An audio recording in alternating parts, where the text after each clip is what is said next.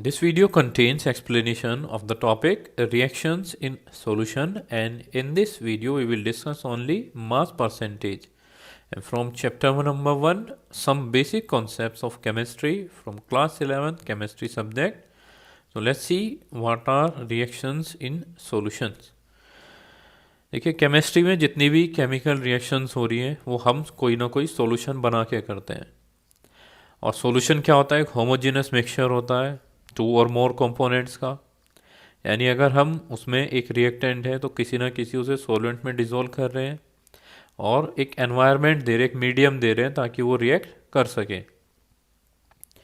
अब इसके लिए हमें कुछ स्पेसिफिक कंसंट्रेशंस होती हैं। कोई भी सॉल्यूशन है जितना अमाउंट एक गिवन टेम्परेचर पे उसमें डिसॉल्व होता है उसे हम सॉल्युबिलिटी कह देते हैं।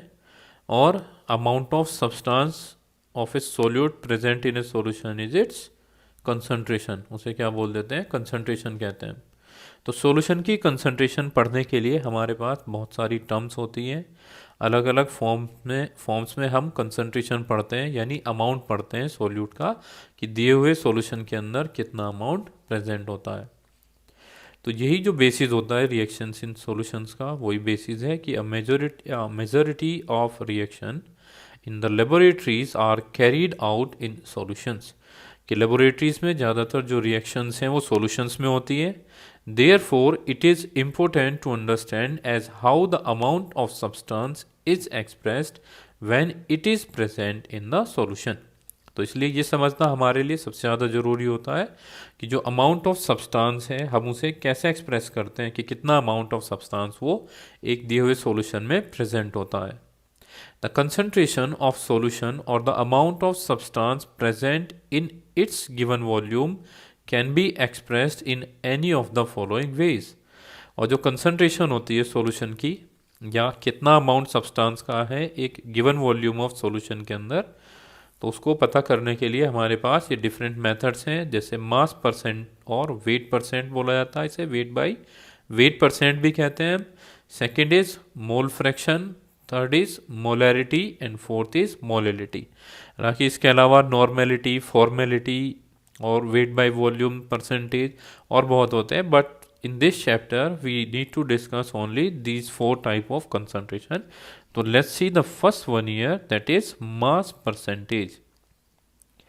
सो for calculating percentage we have a simple formula, given mass divided by the total mass into 100. Okay, so mass percent it is obtained by using the following relationship. Mass percent is equal to, if we take mass of solute, हम क्या ले रहे हैं? mass of solute लेंगे। solute जो dissolve होता है किसी भी सॉल्यूशन में उसे सोल्यूट बोलते हैं, कम क्वांटिटी में होता है। और मास ऑफ सॉल्यूशन यानी जो सोल्यूट है प्लस सोलवेंट का मास, दोनों को ऐड करेंगे हम तब मास ऑफ सॉल्यूशन निकलता है।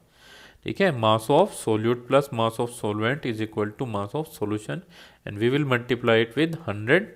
और इस तरह से हमारे पास क्या आ जाएगा निकल के? मास परसेंटेज आ जाते निकल के। Let's understand it with the help of this example.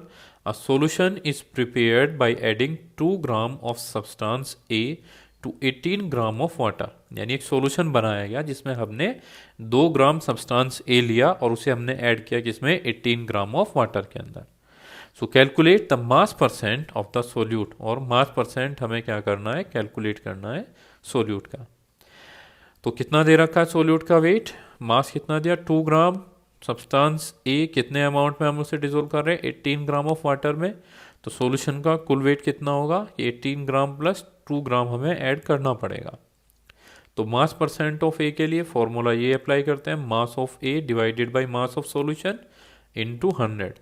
तो यहाँ पे मास ऑफ ए कितना गिवन है? 2 ग्राम, और मास ऑफ सॉल्यूशन कितना होगा? सोल्यूट का मास प्लस वाटर का मास जितना भी है उसको ऐड कर देंगे हम, यानी 2 ग्राम प्लस 18 ग्राम 20 होगा इनटू 100।